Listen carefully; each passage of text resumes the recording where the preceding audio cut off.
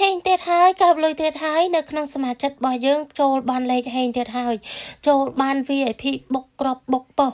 ចាទោះអត់បានចូលប៉ុសក៏គាត់បានហេងដែរអ្នកដែលតាមដានរាល់វីដេអូរបស់អ្នកគ្រូទាំងអស់គ្នាគឺគាត់បានចូលចំទៀតហើយចូលបានអុកទង10ចូលបានលេខត្រេង14បើនិយាយពីសមាជិកយើងពេលយប់គឺអ្នកគ្រូឲ្យត្រេងយកប៉ុសអាខ្លាំងបុកតាម23ចាគាត់យកបានទាំងអស់ប៉ុសដោយសារតែអ្នកគ្រូឲ្យគាត់យក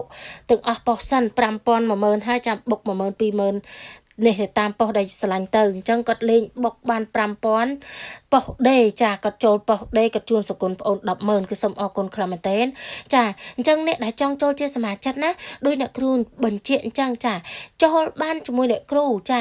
ចូលជាសមាជិករបស់អ្នកគ្រូមួយខែតែ100,000មួយខែ100,000នេះអញ្ចឹងពុកម៉ែបងប្អូនអាចបងតាម09គូតកន្ទុយ18បានណាអាចបងតាម09គូតកន្ទុយ18បានអ្នកគ្រូបើកទទួលពីម៉ោង8កន្លះព្រឹករហូតដល់ម៉ោង6ល្ងាចអញ្ចឹងអ្នកគ្រូបញ្ជាក់ណាអ្នកដែលចង់បានលេខបុកចំប៉ុសបុកចំក្រប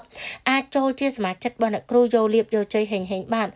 ហើយបើអ្នកចង់បានលេខ free នៅក្នុង channel YouTube ឬក៏ Facebook ពុកម៉ែបងប្អូនសៀមអ្នក3ដងនឹងបានលេខ free យកទៅលេងចាក់កំសាន្តដូចគ្នាថ្ងៃហ្នឹងក៏ស្អាតទៀតដែរ